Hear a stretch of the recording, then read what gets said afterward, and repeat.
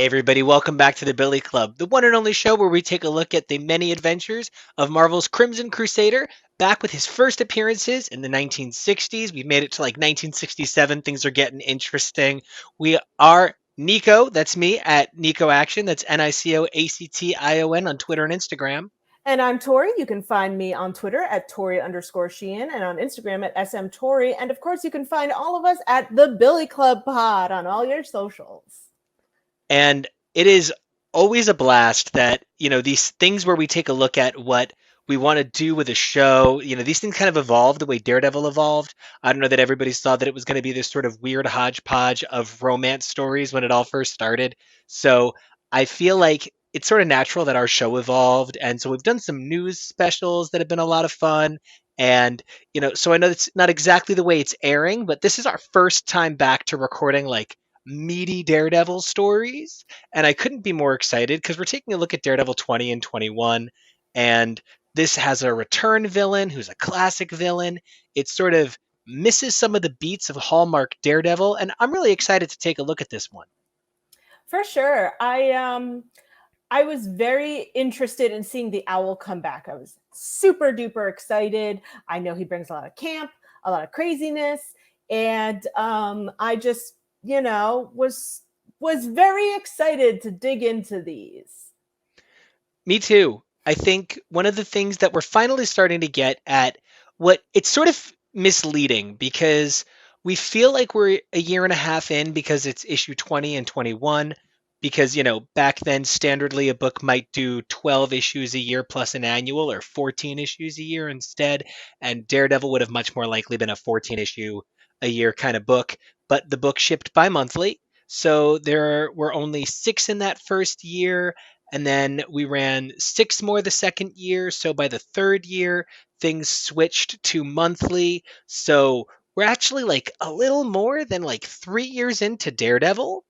And it's really fascinating that we're starting to get a few more of the beats that are Daredevil-y. And I think one of the things that has me the most excited is Matt is starting to become a little bit more of a clear character. He might not be exactly my Matt just yet, but he's a lot more the Matt that I'm looking for. Yeah, definitely. And one of the things that I noticed is that we start to get a little more of Daredevil talking about Matt that is not as himself. Yes.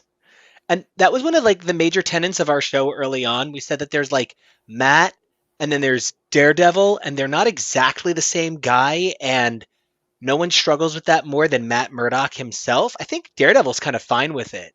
I think Oh, yeah. in a lot of ways, just to kind of go to a weird place for a minute, Daredevil as a caricature of a superhero is kind of like a Venom symbiote. He's sort of like a symbiote in that he's kind of fine with whatever Matt does that makes his life a little bit easier. The times where we see Matt really become at odds with the dual identity is when he's making things harder for Daredevil. He never seems to mind making things harder for Matt Murdock. And I think that's because one of the hallmarks of Matt Murdock's world that's sort of missing from this issue, but has definitely been an ongoing staple of what we've been discussing, is personal pain equals growth for him, even though he's not that Catholic yet. Yeah, for sure. I think we're definitely starting to see the feeling that Daredevil is that Matt doesn't seem to mind when Daredevil makes things harder because it allows him to feel like, well, this is just the consequences of going against my father's idea of don't, punch things, read things. And I think that he really swallows that as something that he just has to handle because he's already doing something very wrong by being a vigilante. And that'll tie into a lot of Catholicism as we go forward because that sounds so familiar. Well, if I may, what was Jesus but not the first vigilante? I So mean, he was turning tables all over the place. he was fighting dragons, right? Definitely.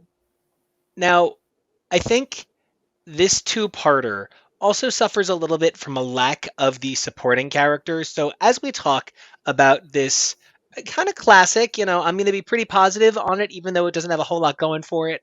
this two-parter doesn't have all of the Karen and Foggy I want, and part of me wonders if that's because they can't have too much of the Owl and Foggy on the same panel Hmm. because they maybe still look a little too similar. Hmm.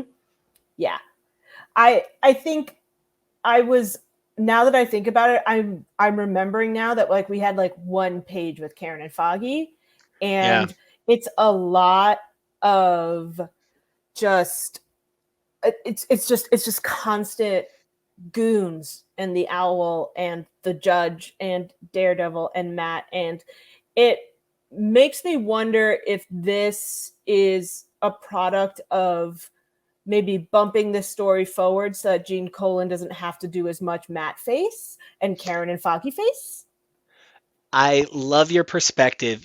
So I'm going to be following along for the sake of reading on my Mm-hmm. tablet, which I really do love how bright the pages can look. Something that, as much as I love my omnibus editions, they're prestige. They're about looking a cool way, but like when I really want to get in there and examine some of the art, nothing is quite as accessible as these scans. And like I also will admit there's as of recording this, a whole fuck ton of Ann Nesenti's Daredevil just hit Marvel Unlimited. Like they're listening to us. It's incredible. Oh But my god. the the scans that exist for a lot of those issues, they've always been kind of dingy and there's lossy quality. And I'm not saying people should use illegal scans because, in the end, that does hurt the creators that you love, right? If they see there's a backswell for Ann Nesenti, they'll give her more work. Mm-hmm. So, do be a doobie, don't be a dipshit, don't download illegally. So, but, do what you got to do. But so on this really pretty high quality Marvel Unlimited version, right? Right there in the beautifully preserved credits, it says script by Smilin' Stan Lee. What's up, Stan? Right? Hi, buddy. Penciling. Jazzy John Romita had to polish off the 25-cent Spider-Man special. I gotta be honest, there's a few actors that have played Spider-Man I wouldn't mind polishing off this month, so look who generously offered to pinch hit for ol' ring-a-ding this ish. Ol' ring-a-ding. Ring a Tori, ding. this is something that you would say to me is like, yeah, is that, yeah, is that fair? Ring a But ding. like, Oh, ring a ding, Ramita. does that really feel like something they would be saying to kids in the 1960s, like late 60s? Does it feel a little bit No, more aimed because at like a parent? this is old man. This is old man.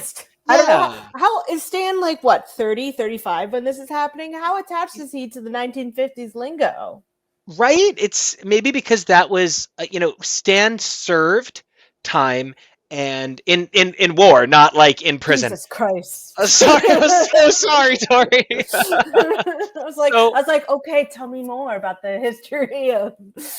yeah, no, he was a prisoner of the system. No, like of the war system. I gotta go. Wow, wow. So I guess, well, the American prison system certainly needs some reforming, and that's something that Daredevil has hit in the last couple of years that I think is so important, and we're gonna get there, you and I. Mhm. But whew. So I mean, I've at this point completely lost my point. No, Stanley, because he was serving in the armed forces during battle time, while he did not have a combat position, he still definitely lost touch with some amount of society evolving and probably got a little bit frozen in the time before he left. So I think he did have a little bit of that, early 50s lingo burned into his mind.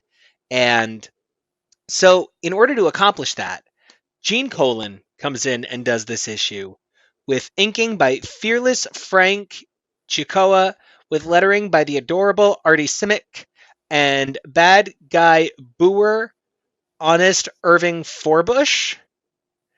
So, Irving Hmm. Forbush is a famous Marvel gag. It's a no prize kind of thing. It's kind of built into the fabric of Marvel. And I want to just address the other credits. What's really interesting about this issue that really took me by surprise is in the second part, the credits for inking, which now is known as inking, but back then would be known as things like delineation or, as it was shown here, inking, or like polishes. Now, pencils and finishes are two different things, and now we kind of have rules for how we credit people a little bit better. But in the second issue, dynamic delineations are credited to Frank, Dick, and Bill. Hmm. Is Hmm. that just a bunch of Robins? I don't understand. Like, I believe it is Frank Jacoa. I think it is Dick Iyer. And I would, the minute I see Bill Rosen.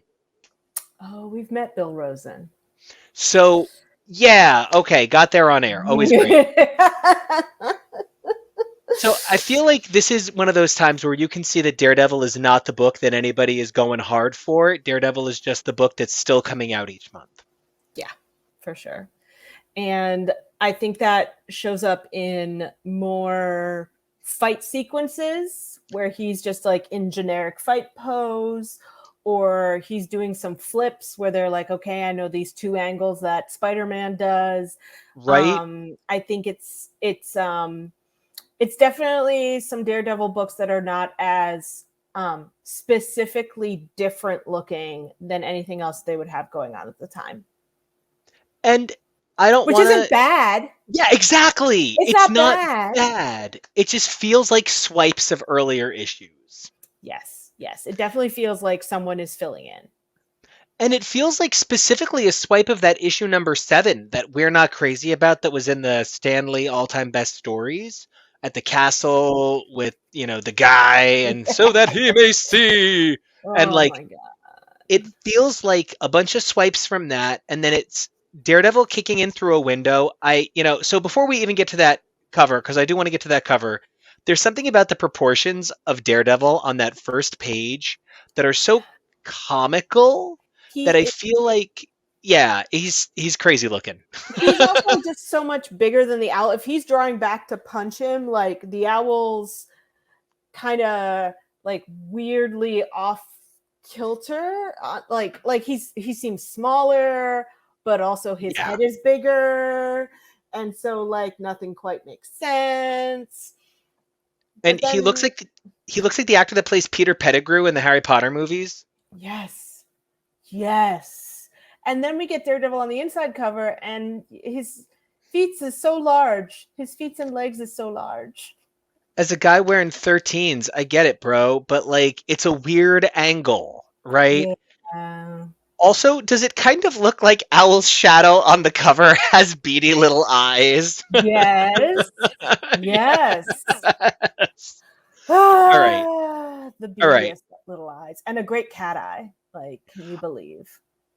Can you? The audacity of those eyes. I mean, You they know, just keep coming. I have some issues once again with sort of cover misleading. We're definitely at a point where we know these characters, we know these creators. The owl has like violently different looks cover to cover. It is very inconsistent cover to cover. On that first cover, he's in the very purple look with the, very yellow Wolverine kind of hair, but in the next cover, it's sort of like maniacal evil wizard hair and it's white and it's like whippier and it looks like a different character to me. Yes. I'm certainly not coming for Gene Colan. The man did things for the industry that should always be remembered. But I just maybe feel like I'm not getting enough from these covers yet. When we look back on Daredevil covers, we're kind of like, oh, right, there are covers. But like when we look back on Spider Man covers, we're like, oh, holy shit, that's famous. You know what I mean? Yeah, I definitely think that it's going to, for me, the Daredevil covers that stand out are the ones where he's not punching or fighting anything or even really Totally. running or swinging. Like, it's very much like a Daredevil wrestling with himself.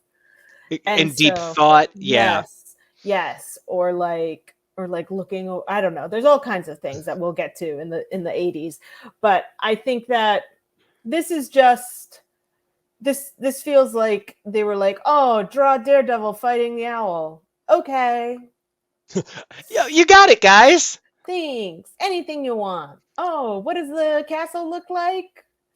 Okay, Just put the big robot bird thing on it on the outside. Which, perfect. how has the owl never opened a fucking airy casino? I just he seems like such a criminal mastermind and he's just not ready for it. But can I say what else he seems like? a big, gaudy, flashy faggot. And let me tell He's you why. pretty fucking queer. As a big old queer mo myself, I get it. I get it. You want to be loud and fabulous and flashy and beautiful, but my avian friend, you have got some design and image problems. Like, be a bear, be an otter, be what you want to be a condor. But there's something about Mhm. owl that's just like, it's not the best. I very much feel that he's doing villain drag, but it allows him to have really great lighting.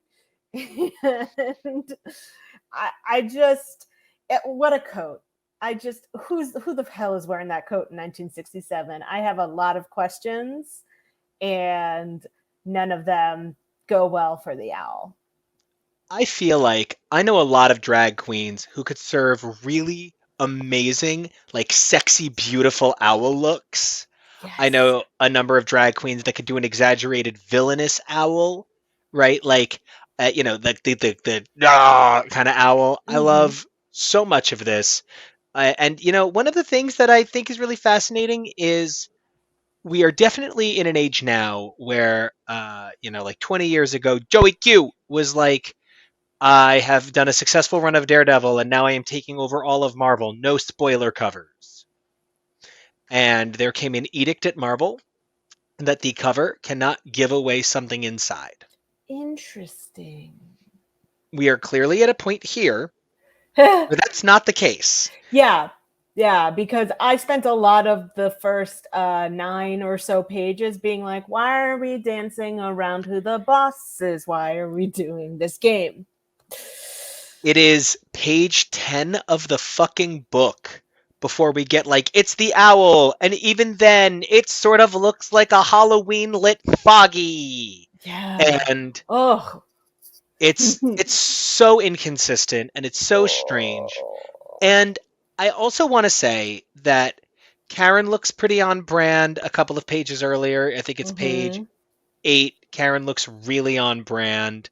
She Mm-hmm. looks terrific. I love her outfit. But again, Yes. it does sort of feel like a best of Karen swipe. Yes. Yes. This is definitely like one of those things where it's like you've seen this photo before, now draw it yourself, because like this really isn't her 1960s hair. It's definitely longer. It's If it was shorter I'd be like, "Oh yeah, it's a direct swipe." But it's just not. The forehead, like the bangs are different, and Yeah. and a lot of stuff. But and I mean, Foggy is generic, not matte right here. He's looking fucking huge. He's Like, looking very broad. yeah, like as if Gene Colan thought maybe he's like a big mook. You know what I mean? Like, I don't Yeah. know. Yeah, I feel like this is one of those things where you could be forgiven for thinking that one of the goons is secretly Foggy in these Yeah, first like 10 pages. completely. And coming off of the gladiator stuff, this is just so fascinating. Yes. Well, and then we go back to Gladiator for the next fucking two-parter. Of course we do. So it's like, they knew they just needed to get out of this Gene Colan thing. And Mm-hmm. the only real commentary I have on these first few pages, and I don't have a lot of commentary on them, and there's a reason. Page 1 of the interior, that Matt swinging in looking like a really sexy red Gumby, Mm-hmm. is just like a big splash page with some weird proportions. Then we get some what honestly kind of look like swipes from issue 1 Mm-hmm. for 3 big panels. Then we get it again for 4 big panels. Then we get it again for 5 big panels. Then the next 2 pages or so really focus on these goons, which this could be any detective mag, any horror mag, any crime mag. Doesn't really need to be Daredevil. And then once Matt's in, Matt looking fine in that beautiful Mm-hmm. suit, whoever the fuck Mm-hmm. colored this issue knew what they were doing by today's standards Yep. with some of that inking, some of that shadowing. This is some of the most complex coloring I have ever seen on a 60s book. Oh yeah. Oh yeah. You can see the crease on his suit. Like it is Holy good shit, yeah. work. It is really good work. Yeah. And I think for me, this just kept being something that I was like, okay, okay, Yeah. okay, okay. I mean, it's nice to get an overhead view of Matt's apartment. It looks nice. Yeah. He has a real fireplace. Ooh. I wonder what you'd have to pay for And that now. 1.7? it, Like, it, it would be boarded up, hands down, boarded up. oh, oh, Yeah, it oh, hurts, but it has to, or else your heating's going to be through the roof. But also, like, there's so many blind comments. There's so many, like, oh, a blind guy's not going to be able to, oh, he's blind, he won't be able to yeah. watch. There's so much of it. And Karen also then following it up with, it would be, but he's blind. And I'm just like, is this one of those, like, you can start from here issues? Because it No, this is feels where she like got it. the name Karen. This is where Karen comes from. It's her. It's this Karen. It's this But he's particular Karen, this particular blind. time. So, like, he knows. He knows. Wait, does somebody not know that Matt's blind? Is that what's happening? Like, oh. And then, of course, they fly to a volcanic island, which means either they flew all the way across the country and then further to get there, or they're in Iceland. And neither of those are places where the where the owl can glide to safety. You know, and I'm glad you brought up the flying. Did it feel a little did it feel a little bit like Gene Colan was like, how many times can I get away with drawing the plane? I was like, it's a beautiful plane drawing. Like, Thank you. beautiful plane work, Gene Colan. Excellent. Beyond. But this isn't called Top Gun. So Yeah, this isn't Plain Devil. Plain Without Fear. Going to Iceland to fight an owl. But, He's not an Autobot. or is he? Oh my god, if Daredevil was secretly a Transformer, everywhere would be blind spots. We are as bad as lagoons in this story. Well, the thing I will give us that they don't have is their namelessness is actually sort of a cool hallmark of Daredevil. Yeah. Something that I feel like Daredevil does always have is because so often the X-Men are fighting a single bad mutant or a single wizard, and I know Spider-Man has goons, but Spider-Man so frequently has like a that bad guy. Daredevil fights a lot of goons a lot of the time. And these goons, they feel like Daredevil mooks. And Yeah. I really appreciate that. Yeah, I think it's a commentary on who used to be living in Hell's Kitchen at the time, and I think it allows for an easier transition to when we get to like Kingpin and people who are more like criminal masterminds versus like working for someone with super duper powers. I really appreciate that perspective. If I have a big complaint about this issue, it's that it does feel specifically like Stan Lee said, I have a drawer issue format. Let's slap it on here. In part because I think some of the best penciling work involves understanding the character's physical motivation, like the way a character moves.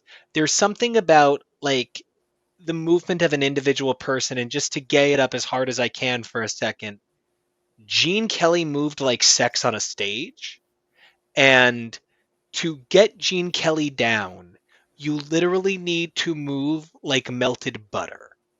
And if you can't capture that about Gene Kelly, I'm not going to believe your performance. You could sound just like him, but that's not the same thing for me. Mm-hmm. And Daredevil has a sensuality to his movement that you really need to understand Daredevil, the physical character, to nail. And it's not that Gene Colan isn't a wizard, but it always takes a few issues of grinding into that feeling, that texture, that dough to really shape out that sort of crust of the character. For sure. I feel like he fights a little bit like Spider-Man and throughout a Yeah. lot of this. It's a lot of Thank like you. double Yeah. punches and all of these things. And our Matt's a little more, our Daredevil's a little more fluid, a little more like Yeah. pop here, pop there, twisty twirly all the way around you. And so it's just a very, it's not quite Daredevil as we know it. Right. Um, and then on the other hand, we have people telling us that Matt is different from what we know him as because apparently he's now the best trial lawyer in the nation. Which Is hilarious. this is something that comics used to get away with, and I've brought this up a lot on a couple of different shows that we do over the years, and I think it's time like we come up with a name for it. I think I would call it like the pre-rerun factor or the pre-streaming factor. And like the turning point is kind of Golden Girls. In those first few seasons of Golden Girls, they get away with telling the same story 100 different ways. How Blanche lost her virginity, or how any of them met their partners, or how old they were when something happened. But by season 6, they were told TV is changing. And in season 6 of Golden Girls, they introduced two ongoing stories. Actually, one of them was introduced in 5, but followed up in a significant way in 6. And that's like 1991, 1992. Friends was one of the first shows that was really truly a massive hit in that era. It's one of the reasons that you really kind of need to divorce most of Frasier from Cheers, because one existed in the pre-Wikipedia era. Now that people can go online and verify these sorts of things, it's a lot harder to get away with the constant evolution of the retcon without having it be a notable retcon. This was at a time and place in comics history where, thanks to the lack of availability of back issues or any material like that, creators could just sort of say, oh no, didn't you know he's a hit? He's the bomb shit. He is the best trial lawyer in the nation, and not they are poor and bad at this. Now, in fairness, Matt is very good at his job, and He's Foggy brilliant. is also apparently good enough to keep the lights on. And so, He shows but up. but like they are not. You cannot tell me that like. I mean, originally I was going to say Clarence Darrow's still around, but he died in like 61. But like, there are other great trial lawyers wandering around. Sandra Day O'Connor's not on the Supreme Court yet. She's doing her thing. Like, don't, don't, don't, don't, don't And do this. Jen Walters is out there. No one knows her yet. They don't meet her until 1980. Yeah. But and it's incredible because people just don't realize that She-Hulk's only been around since 1980, but she's been doing like the fourth wall shtick forever. And it's just relevant to bring up She-Hulk in a world where we're going to be covering Daredevil's appearances on the She-Hulk TV show when that should happen later this year. And I don't know. I'm really excited. I've been loving this She-Hulk show. It's probably my favorite Marvel Plus, Disney Plus, Netflix Plus, Ooh. Hulu, whatever, because they've been on Ooh. everything at this point since Daredevil. It's going to be a great homecoming for him, because when you look at this silliness, this lightness, this I am the owl and I will peck at you kind of nonsense, yeah, there's room on a show where She-Hulk is fucking breaking it down with Megan Thee Stallion, who I would also kill for. Yes. Yes. And I mean, like, this is the Owl's thing. This is the ultimate, like, Bond villain. I'm going to talk you to death. I'm going to do something so stupid, which is like bring Matt Murdock here. And instead of doing something that makes sense, which is like, I'm going to murder the judge in front of you, like, I don't like it. Nothing like the goons are like, off, boss, just get rid of him, boss. And I'm just like, yes, get rid Yes, of him, do smart please. thing. Do the smart thing. Like, get rid of the judge, get rid of Matt, laugh your whole way home, and that's that. Like, what are you doing? And then Matt is like over here being like, the granite is falling from the walls and a testament to his crumbling sanity. I shall play along. And then he gets trapped at the end of Mousetrap. The trap is I, here comes the net. Like, it's just frustrating. like, all of this, and like we have tons. I have to say, of all of the issues so far, this is the one that makes the most use of a non-grid, where all of a sudden we have more vertical panels. We Oh my have more god, that like was my favorite fucking thing in the world. That yes, dynamic long parallel of the thick panel to the thin panel and the action being askew. page 18 Beautiful. is gorgeous, absolutely Unreal. gorgeous, and is really a precursor to what we're getting in a lot of Miller. Miller and things like that. It's Yes. really great So and good. is one of the best pages in I think the whole two issues, For because sure. there is no tension, everything is bloated, like we know where this is going, like nothing is real, like nothing has any real stakes to it. Yeah. I feel that. I feel that a lot because the stakes are just the Owl versus Daredevil. Yeah. Unfortunately, by the virtue of where Marvel is now in their publishing history, that feels a little bit more like an 8-page story, at most a full issue. But 2 issues of this, where it felt like half of it was pictures of airplanes, felt like it's just this doesn't feel like a really great use of my time. And it makes me think that perhaps a single non traditional Spider Man special is worth more than 2 consecutive issues of Daredevil. Yeah, and I mean, I get it. I Oh get yeah. it. Like up to what we're 20 issues in, and and we have yet to figure out what we want to be, and we are nowhere near where we will be, or even where we will be for a little while before we become being.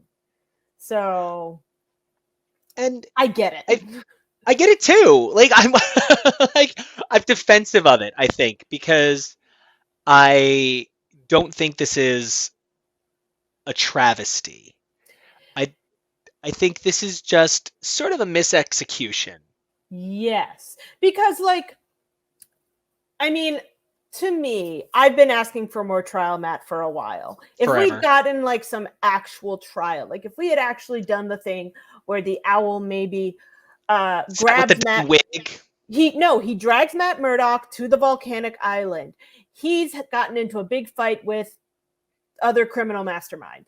He's deciding to throw a trial. They're deciding to throw a trial. They need lawyers. You got to come over here Yeah. and help. But the other guys brought some, or he thinks he can defend himself. Who cares? And then they battle it out, and Matt has to figure out how to drag Daredevil in here because they, like, I don't know, kidnapped a bunch of jurors. And then all of a sudden there's a volcano, and then they got to go and like blah blah blah. That's how you do it. And That instead we got this.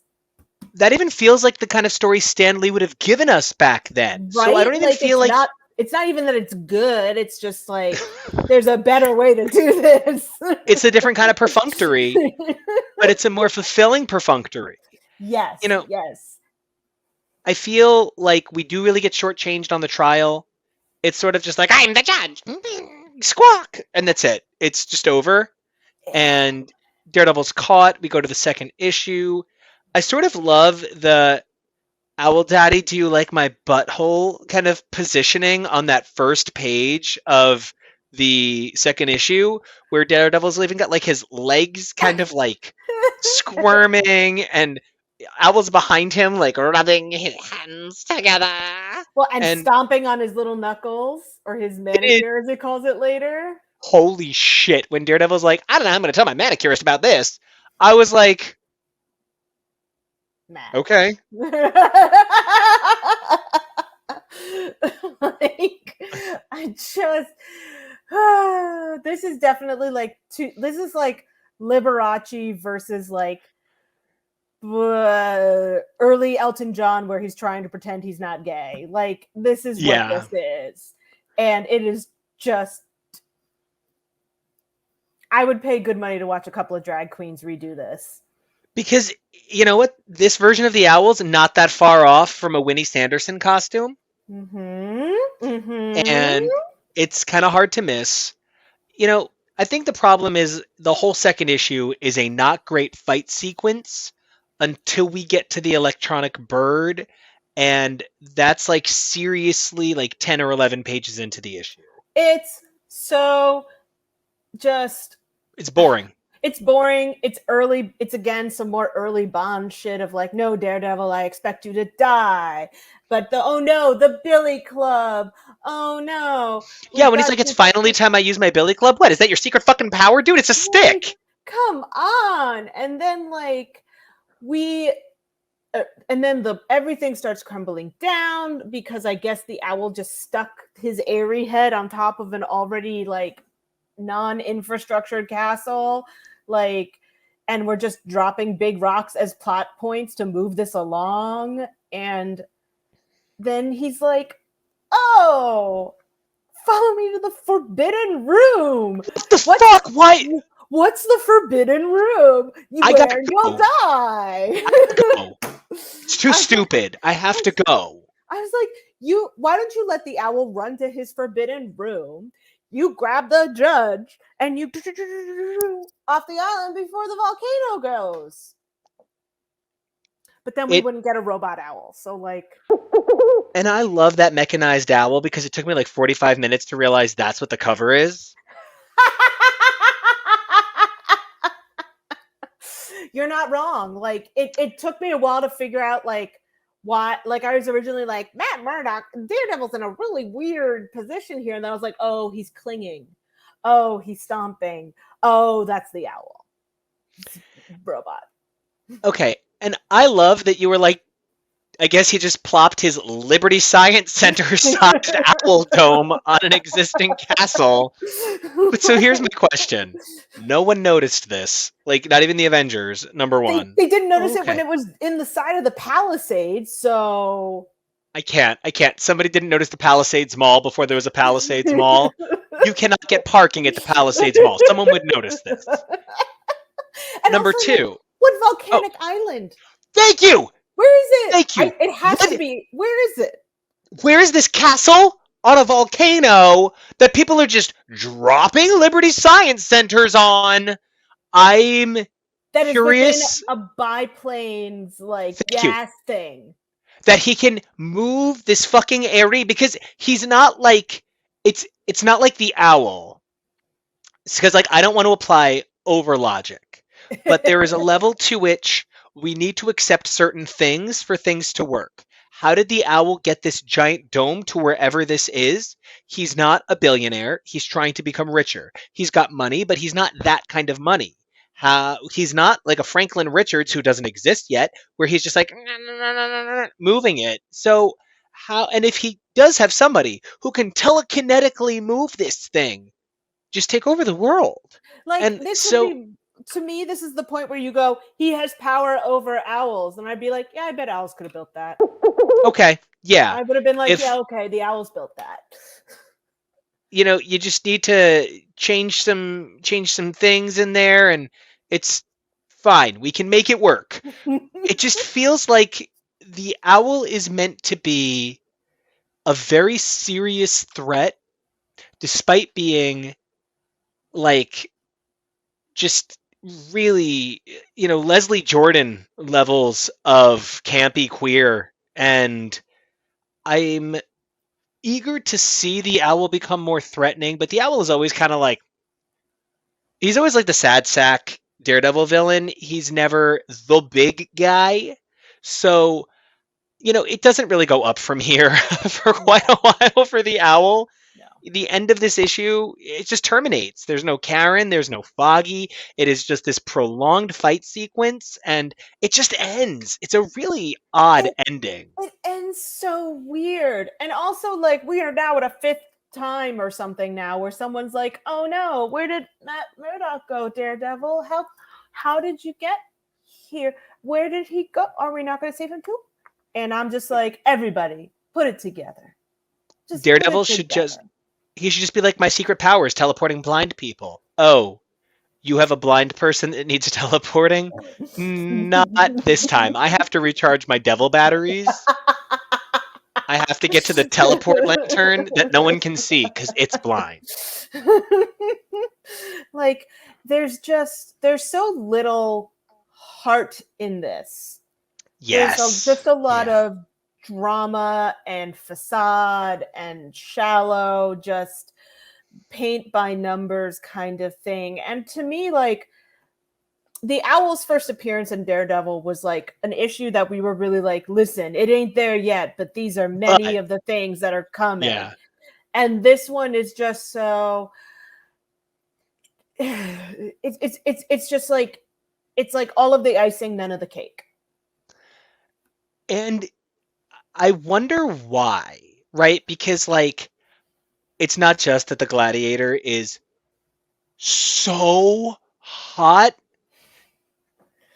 so hot, so hot. It's not just that. He's also kind of got like a flair to his because he's also pretty Right. Vincent Price queer, and he's got like a reason to his flair. This guy's just like, I like owls.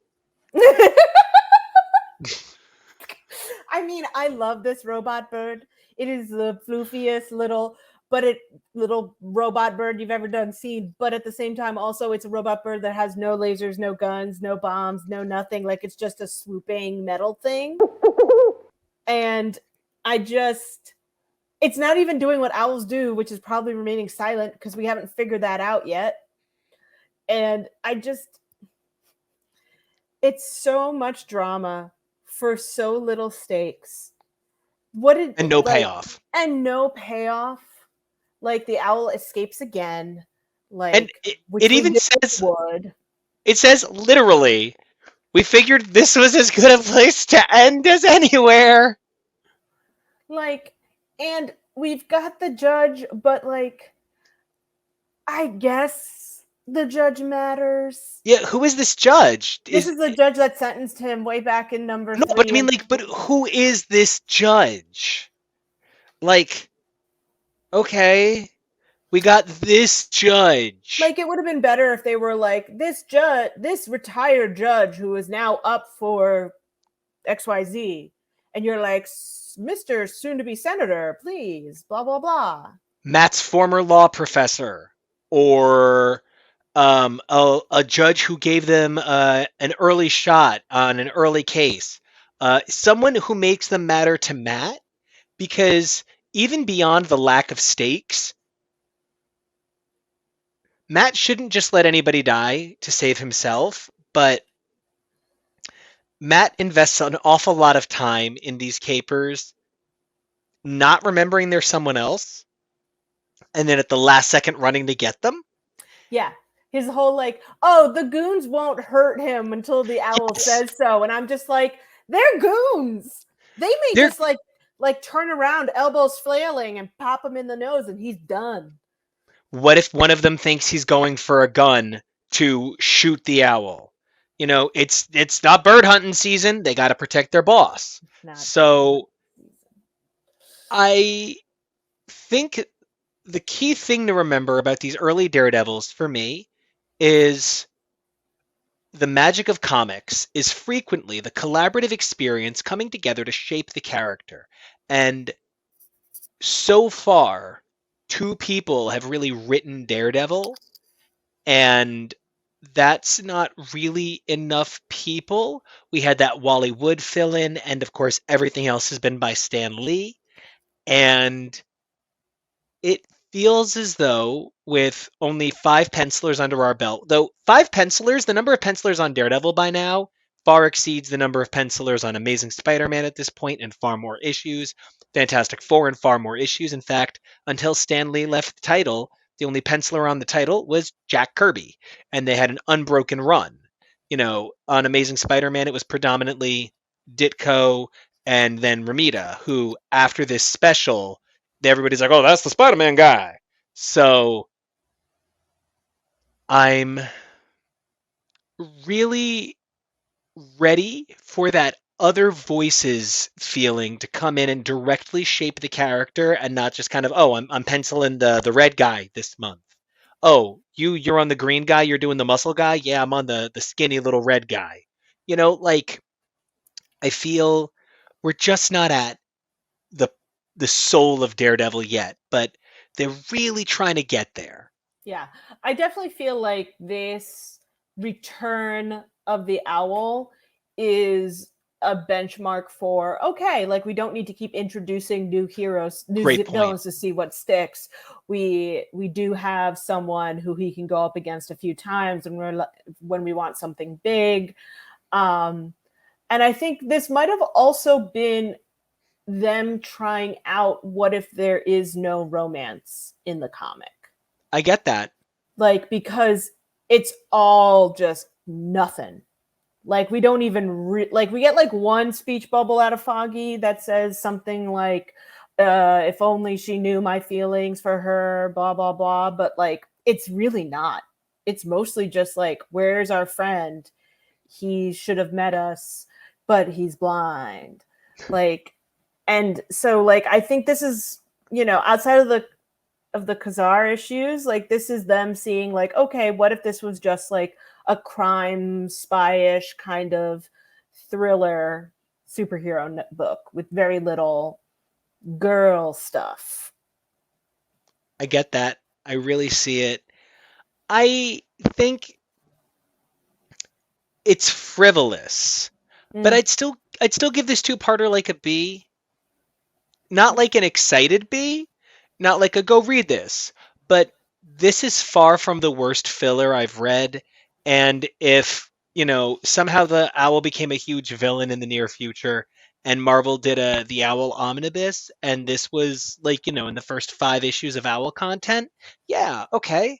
It I think it reads poorly in the run of Daredevil, but I think it reads fine in the run of Owl.